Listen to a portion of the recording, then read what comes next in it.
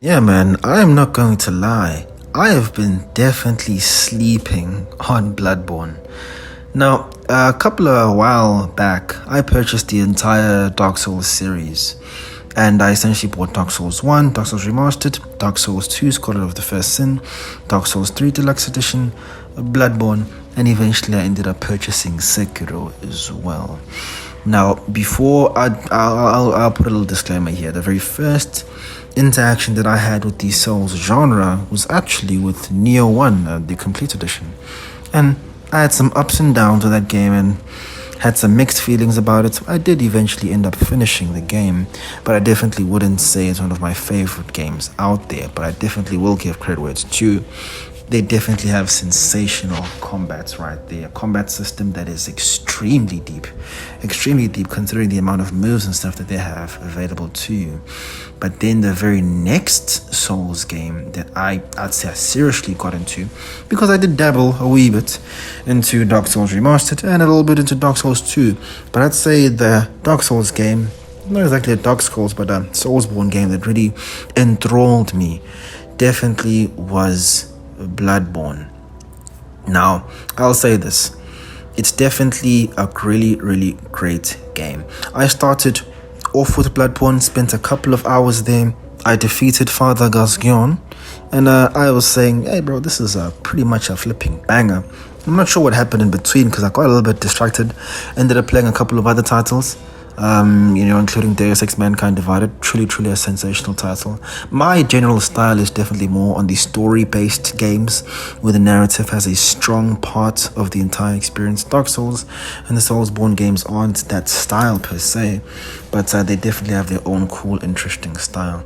So I ended up dropping Bloodborne for a while. I've been sleeping on Bloodborne heavy. I've had this title in my library for a very long time now, and just playing other games just didn't get in the way. So other games just honestly just got in the way, particularly the narrative driven games. But I eventually did return to the Souls series, and it actually wasn't with Bloodborne. I'd say the game that really made me fall in love with it is Dark Souls 3. Now, of course, I dipped my toes in Dark Souls 1, and I had gone pretty far into the first game. I'd reached Anor Londo, defeated Ornstein and Smough, and covered a couple of the areas. I'm pretty much left at the point where I have to defeat the 4 lords, and after I do that, I'll pretty much be done with Dark Souls Remastered. But it was after Dark Souls 3 that I was like, okay, this is the one. And I'll be honest with you, Dark Souls 3 is actually one of my favorite games of all time. It literally took me back into my childhood. This is what gaming used to be. Story definitely was an important part of gaming back in the day. Pretty much the point of gaming back then was, I won't lie, excruciating difficulty. When I think of nostalgic games that I used to love and play a lot, difficulty was an important part of them. And moving around in this environmental puzzle, trying to find out where to go, unlocking new areas and finding secrets was literally part of the fun. And after that box was ticked and I was able to link all of this and truly enjoy the entire experience, including upgrading my character, that's when I truly fell in love with the series. Not just that, but the game mechanics and everything else just streamlined it in a way that was so attractive. For example, the Filing Shrine, huge improvements from Dark Souls 1. So all of these factors pushed me to finally actually go back into Bloodborne and finally take the bloody plunge. Now, I'll be honest with you guys. At first, I didn't want to get into Bloodborne at all. Now, of course, we're grown and stuff, but it honestly just seemed too dark for me in terms of tone. Not necessarily that it was scary, but it just didn't seem like the type of game that I was generally into. I watched actually all of Joseph Anderson's review on the games, and I was like, you know what? It is what it is. It's alright. But I think I'll end up passing on the title. And then I saw the Bloodborne Game of the Year edition on a very favorable sale over on PS Deals, and I was like, you know what? I think I actually need to pick this up. Let me pick up the entire Souls collection. There's a reason they have such a huge and dedicated fan base for this game. It has to be a banger. So I finally took the plunge and picked it up. And of course, I defeated Father Gasgion, so it was time to return to the series and pick up where I left off. I'll be honest with you, bro. I'll be absolutely honest. I was being a bitch by not finally taking the plunge and sinking my teeth deep into this game, bro. What a truly great experience, man. And all the reviews that have come out are sensationally accurate, and I understand where all the claim and truly all the fame comes from. It's truly a really good experience, and I want to essentially break down everything that Bloodborne has to offer as somebody who was more standoffish with the title but finally decided to dip his toes into the swimming pool. Let's get into it. I was definitely sleeping on Bloodborne. Let's get into this patient gamer review. Now guys, I've essentially dipped my toes into pretty much every single game that From Software have made. Dip my toes into all the Dark Souls games, Bloodborne, and even Sekiro. Now I'll be honest with you, Bloodborne definitely is more Dark Souls, but of course with a different setting, different tone, different environment, and them, how do I put it, prioritizing you to using movement instead of being a solid base or into using a shield. The design style of you and the way that you approach combat is definitely pushing you towards one direction that is much more fun and honestly a whole lot more engaging. Now let's consider the gameplay, gentlemen. The main difference that I will say that differentiates this immediately as someone who's experienced with the Dark Souls series, or if you've played a somewhat similar game, is the transformation weapons. I'll be honest with you, this is something that really shocked me when I was playing Bloodborne. You as the hunter can become truly strong, even considering in the beginning of the game. Of course, you're still vulnerable and can die after a few hits, but your damage outputs, especially when using power attacks, are extremely invigorating. The charge attacks, especially when you choose to transform your weapons and two-hand them, you are able to absolutely smash the enemies that you're facing. Now, for me personally, I genuinely stick to the Hunter's Axe. What a sensational weapon. And I really enjoy the Hunter's Axe because you're able to do some very powerful AoE damage. When you two-hand the Hunter's Axe, you are able to hold R2 and you're able to hold it. You hold it for a couple of seconds, and when it's finally released, you essentially do a very powerful spinning attack that essentially sends all the enemies around you flying, whether they were in front of you or behind you. Everybody that is in range is going to go flying. And it's situations like this where you feel like, yo, I'm really powerful in Bloodborne. And not only that, not only are they sent flying and completely stunned, you also do a huge amount of damage to these guys. This attack is so powerful that it's even able to stun bosses during the multiple attacks that they're able to do. No more are you doing multiple attacks to bosses and them having essentially no effect other than making a dent in their health bar. Some of the differences that I want to point out to you, if you are someone who's played the Dark Souls games before, is essentially in the build variety.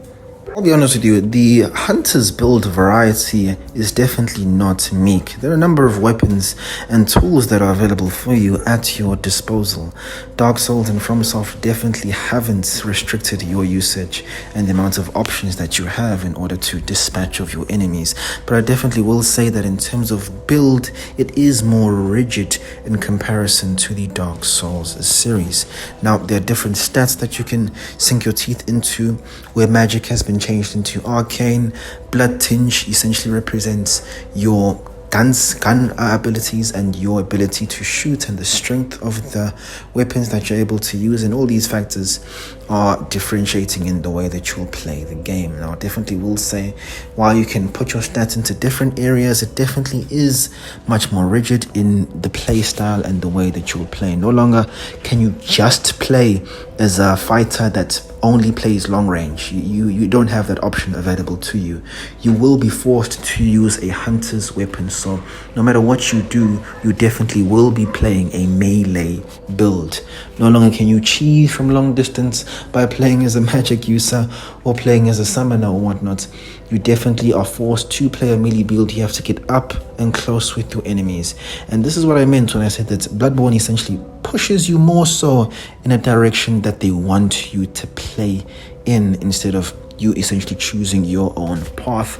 Some people will like this decision, some people will dislike this decision. This instinctively brings me and makes me think of another game series that kind of does a similar thing in one of their sequels. The game that I'm thinking of is Doom Eternal. Doom Eternal wants you to play in a specific way. They want you to be fast-paced, exciting, constantly switching between weapons so you can dispatch your enemies at a very high level, constantly changing, destroying and annihilating weak points to win. Now Bloodborne does something similar, as they essentially force you more so into more of a melee build, but there's something interesting that they do, and this was cool and brought out by Bomber Guy, is that they kind of force you to be a lot more aggressive with your gameplay, and this is essentially pushed by a number of factors. There are two things I'd say that are the main things that essentially encourage you to be more aggressive in terms of your gameplay. The first thing that I will say that definitely encourages you to be more aggressive is the complete abandonment of the shield. Now, of course, there is one shield that you are able to procure, but that is literally only procured much later in the game, that you can only get pretty much, I think, only in the Old Hunters DLC, one of the shields that I picked up. But as soon as I got it, I essentially tossed it aside because it definitely wasn't going to help me in the playstyle that I had created. That immediately makes you a whole lot more aggressive in terms of your gameplay. Movement is far more important. Ducking, jumping, dodging is far more important to you now because you don't have a shield available to you at your disposal from the very beginning. That's something that Dark Souls chooses to do. They give you a shield from the get-go, so it essentially puts an idea in your mind that using a shield or using this playstyle is an intelligent way or a viable way, or the way that's going to bring you the most success in your combat encounters. And what was brought out by Bomber Guy, and I definitely agree with his stance, is that Dark Souls is definitely best not played with a shield. Now, I'd say I experienced a similar thing when I was playing Dark Souls 3. Had a great time, had a blast with that game. But as soon as I abandoned the shield and started to two-hand my weapons and started to play like Gatsu and picked up the huge greatsword with the cool magic abilities, I had my most fun playing Dark Souls. It's much more effective and a whole lot more fun ducking and dodging your enemies and hitting them and two-handing them with huge damage instead of using a shield. Now, of course, in Dark Souls, using a shield is still a viable option, but I definitely would say the latter is a much more fun approach.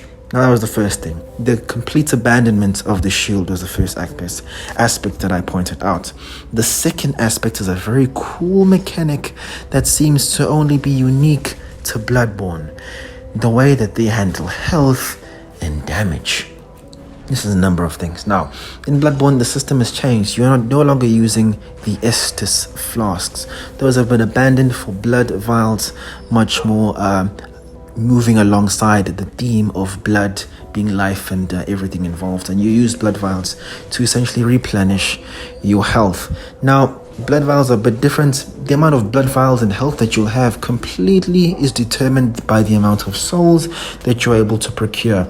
And the maximum amount of blood vials that you're able to have pretty much early on is about 20. So you can have quite a huge amount of health with you throughout the entire experience. So you can have a high amount of blood vials, and Estus and the amount of Estus flasks no longer determines how long you'll be able to explore the map without solace, without a fire shrine. Now, the other thing that's really pivotal that they introduced is not just this blood vial system, but it's the way that they handle health and damage. Let me explain.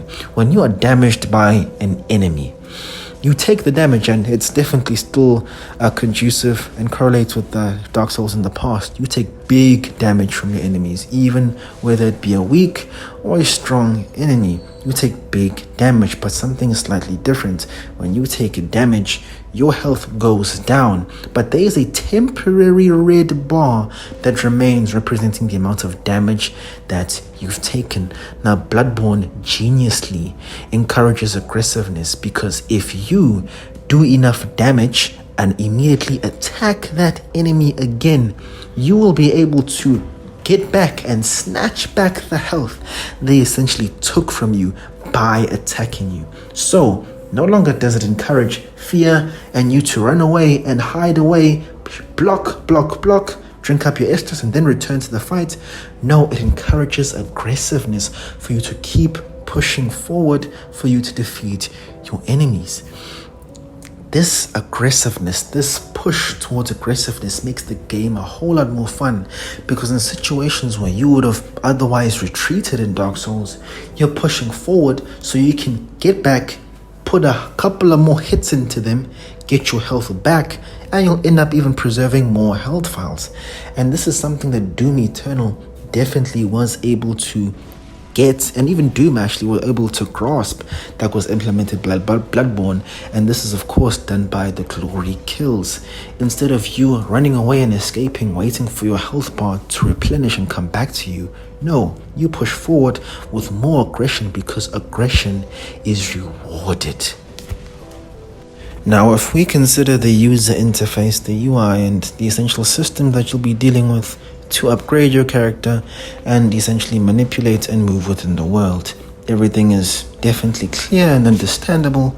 But Dark Souls and FromSoft expect the player to be intelligent, use critical thought, and to be intelligent. If you want more information on the things that are available to the game, you definitely have to go out and look.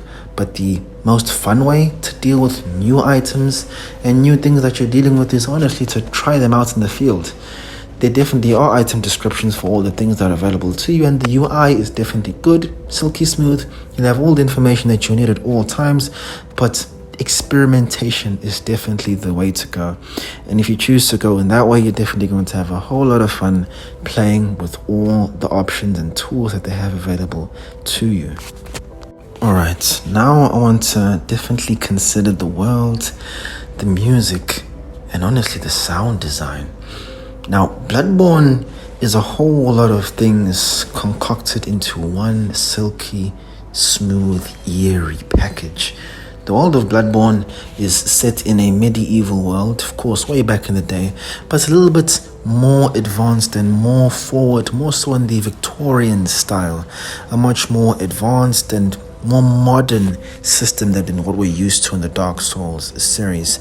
In this place, I think it's set in a modern day-ish, a little bit more modern England, where things such as light bulbs and electricity do exist.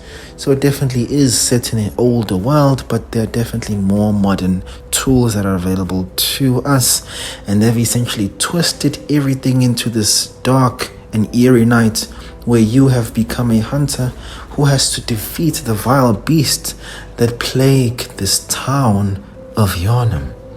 The tone is definitely dark. If you are of the faint-hearted, perhaps this isn't the game for you, but I will be honest with you, it's not too scary in compared to other games, particularly in the horror genre. Now, of course, there are going to be traps and things that scare you and freak you out, but I'd say the scariest thing out of the things, and I've screamed a number of times while playing this game, and it's not because of fear or a jump scare, it's been more so me being afraid of finally dying to a boss that I am pretty much one hit from defeating. So it's not going to be one of those things such as the fear or the horror elements that are going to crazily freak you out. Now, of course, there's some freaky and disgusting creatures that are on display over here, but I don't think those are the things that are going to particularly strike fear into your heart. The music is definitely solid and serviceable. I'll be honest with you, other than the main soundtrack that was played in the main menu, I don't know, to me the music didn't particularly stand out to me. Now, when it was being played, and the soundtrack that does come to mind is the one that was played during the Hunter's Dream, that's what it's called. A very, very cool place, and it's a very nice hub world. I like the way that they've implemented these hub type of world, a hunter's dream, and filing shrine in the newer Dark Souls series, where you essentially operate and buy all the things you need in a very safe and cool area that you enjoy coming back to, as you know that there's nothing but solace, security, and peace in those areas. So yeah, the OST that is played during Hunter's Dream, definitely enjoyable. Now I want to come to the sound design, which is executed very well. You can hear every single footstep that you take, which definitely adds a little bit of ambience and atmosphere and the eerie feel that the game is going for. And the sound design is definitely very good. The screeches, the screams, the shouts that your enemies make and the creatures that you'll fight make are definitely memorable, for better or worse, and they're going to definitely make the entire experience honestly feel a whole lot better and a whole lot more enjoyable. Now there's definitely also another aspect that I want to bring to the forefront. Now the level design in here continues to impress with multiple paths everywhere. If you fail with one boss, you can take another path, level up, and continue your journey. I'll be honest with you guys, I haven't yet played Elden Ring, but this aspect is why I think people praise it so much as well.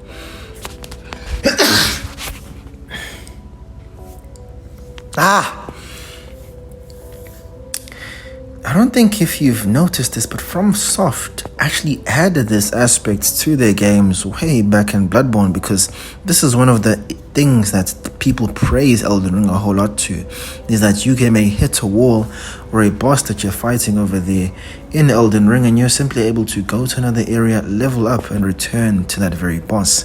This was added up way back in the day in 2015. Now, of course, other parts, and when you get further in the game, it definitely does become more and more linear, and the amount of paths available to you decrease, but it's really quite rare. I'll be honest, this was a whole lot less prevalent in a game such as Dark Souls 3. One path was the way, and at maximum 2 paths. The other paths would usually be ways for you to gain better loot, or on a rare occasion, a boss you have to beat, for example, the big giant. Bloodborne has much more variety, as I consider the point is at the game, at its height, I had 3 viable areas that I could essentially explore and fight these new enemies and new bosses at a time. Even earlier stages of the game, there were multiple paths that I was able to take from the jump. Now, it's not just that. The level design is definitely cool and well executed. While people definitely put a lot of criticism into FromSoft, particularly as they missed the superb interconnectedness that was executed in the first Dark Souls. It was essentially one huge puzzle layered on top of each other and below each other, and that isn't exactly back in Bloodborne, as it's essentially diverging paths. Now, of course, there are central points, particularly Cathedral Ward, where you're able to go to the different areas and parts of Bloodborne over in this game. But I definitely do agree that the level design is good, but it's not to that level. As if I were to describe it into a diagram, it's essentially a tree. Cathedral Ward is essentially the top of the tree where the branches begin to diverge, and you can go into multiple different areas depending on the choices and the strength that you have. This is why I give it a little bit of praise here, as you can choose which branch that you want to step into depending on your strength and how much you've explored the other areas, or if you've procured the particular item that makes a branching path available to you. Now, I'll be honest with you guys, while people do always complain and say, yo, I want the interconnectedness of Dark Souls 1 to return to the game, I personally don't echo those essential opinions. While the interconnectedness of the entire game is definitely cool and it's appreciated, and I wouldn't mind, it would be cool to see what they could do to build upon that, I'm definitely more of a proponent of someone who enjoys the linear experience. One path, even if I only go through that path once, let that journey be exciting and enjoyable, and let me feel good for finding secrets and loot and little bosses and little mini bosses and little enemies that are interesting to find along the way. I don't particularly need the interconnectedness, as while it was definitely cool, going through multiple areas that I've already conquered again and again did eventually become frustrating at some point. Now, I won't lie, usually when I dip my toes into the story section of the reviews, it tends to be a whole lot longer. But Dark Souls and the Souls series are a totally different WhatsApp group. The story is definitely more on the cryptic side, and it's a story that you have to find instead of what we're used to of the story being presented to us on the silver platter. If you, of course, put your due research, you'll be able to find out more about the world and have an understanding of what's going on with the particular narrative. But of course, they use a cryptic style that a lot of players enjoy, as they essentially just want to focus on the gameplay, the world, and just having fun, decimating their enemies. And of course, this style also brings a whole lot of speculation, theories, and essentially lets the imagination goes wild as you speculate in your own opinion and way on how everything went down. Now, of course, there are other YouTubers that are going to give you guys a very thought-provoking and interesting breakdown on the narrative that's presented to us in Bloodborne. And unfortunately, I am not the guy who'll be able to help you out over there. You'll have to head over to VatiVidya, who'll be able to give you a much more comprehensive review and understanding of the narrative aspect of Bloodborne. But I'll be honest with you, I did not come to the Souls series for an interesting or engaging narrative, and I'd have to think that the majority of people as well that play these games aren't exactly looking for that type of style. If you're looking for something more so that speed, God of War and other titles of a similar nature are available to you. So yeah, bro, those are my thoughts on it. But yeah, definitely an enjoyable experience. If you're looking for a strong narrative, Bloodborne is not the game for you. Now, my fellow brethren hunters, let's get into the all-important value section, where we'll consider the overall value, the overall package, the overall rating of the games, and the great prices in which you'll be able to procure this great title. After all of the hype, was it really worth it? I will definitely have to say yes. It definitely deserves all the hype. I truly enjoyed my experience of Bloodborne, and I definitely had myself a great time playing it throughout. So guys, because of that, I want to give you all the information available to me so you can make the most intelligent gaming decision for you, whether you prioritize gameplay time, quality over quantity, or you prefer a game that's on the shorter side that you can be in and out of, or whether you're worried on whether it's a high quality game that you should purchase at all. Let's get right into it. Firstly, we'll start off with the various prices. Now, gentlemen, if we were to head right on over to PlayStation deals, of course, Bloodborne is still a PlayStation exclusive. Unfortunately, if you're over on PC, you will still not be able to pick this up, but it definitely is a decent reason for you to pick up the console, along the other, multitude of PlayStation exclusives that are available to you. Now, if you're over in South Africa, if you make the intelligent decision, I would highly recommend that you guys go ahead and definitely pick up the Game of the Year edition, because that will include a number of cosmetics, all the updates that have been released ever since the game's conception, and of course the Bloodborne Old Hunters DLC, all in one silky smooth package. No need to download any side DLC. It's all included in one cumulative package, very nice and easy to access. So if you go ahead and pick up the Bloodborne Game of the Year edition, you can pick it up for the low price of 274 Rand and 50 cents. A very low price. Were to head over to the graph, we can see that the historical low for the game is 236 Rand and 7 cents. So whether you're willing to wait for that very deep sale, or you're willing to pick it up very recently, or like today, you can get it for a pretty low price. If you're over in the United States, you guys don't have the same edition available. It will be called the Bloodborne Complete Edition. You can pick it up if you look at the historically lowest price. It will be $12.24 cents. Definitely not expensive in any sense. Definitely a very affordable and lower price. Now, if we were to consider the amount of playtime that you're going to get from this entire experience, is it value for money considering the price that we will be paying? If we look on over here on how long to beat the main story, if you pretty much only focus on that, you've pretty much have got 30 hours of gameplay afforded to you. And of course, if you choose to take care of the side content and the DLC, you're definitely going to have much more content available to you, spanning up to about 47 hours. And if you, of course, you're a masochist, a completionist, you can go ahead and hit 77 hours, a whole lot of flipping game time available to you. Now, I will note that, the style of these type of games is that I would encourage that you explore every single part of the map that you are, of course, able to find. That will lengthen your gameplay, and you'll have a much better experience as you'll be much stronger, have much cooler tools, and honestly find more interesting characters, because there's a huge amount of content that's literally hidden or right under your nose in these games. So definitely ensure that you don't miss out on anything substantial in the entire experience. Now, if we consider all these factors all together, what do I give the game out of 10? Now, this is something that I don't regularly do. I'm going to give the game two ratings.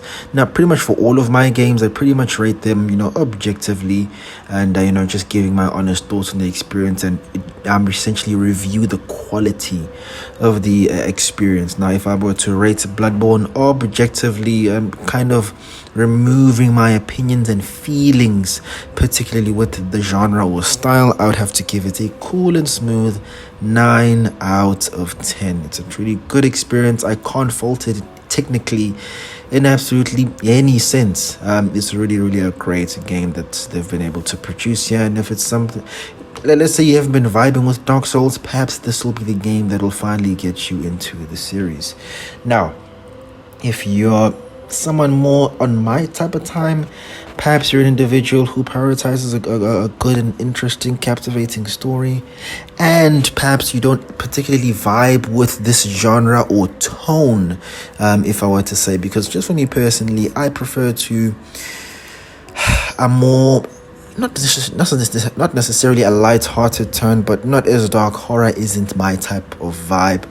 Then I would definitely, if I'm being completely subjective, completely giving my opinion and comparing it to my taste and my palate, I definitely have to give it more so an 8.5 type of time. That's just me personally, in my personal experience. And I think it's important to point this out, because there are things that you can acknowledge that are sensational and that are great, but it's not necessarily your cup of tea per se. And you can feel this way about a lot of things, honestly. I can objectively say, like, wow, that woman is very, very beautiful, and she's definitely a quality 9 in terms of beauty. But if she's not particularly your vibe or your type, subjectively for you, her rating won't be as high. And that's how I feel about this game. For me personally, the genre, and I know this, I mean the horror, the dark tone is not my vibe, but other than that, the style and the way they executed everything is very, very cool, and I vibe with it. But yeah, bro, other than that, those are my thoughts on Bloodborne. Truly a great experience, and if you haven't jumped onto it, like, stop sleeping on it, pun intended, because of course you were playing in a dream. So guys, hope you guys enjoyed that video. Hope you guys enjoyed my thoughts and the review. Check you guys next time. More content is on the way.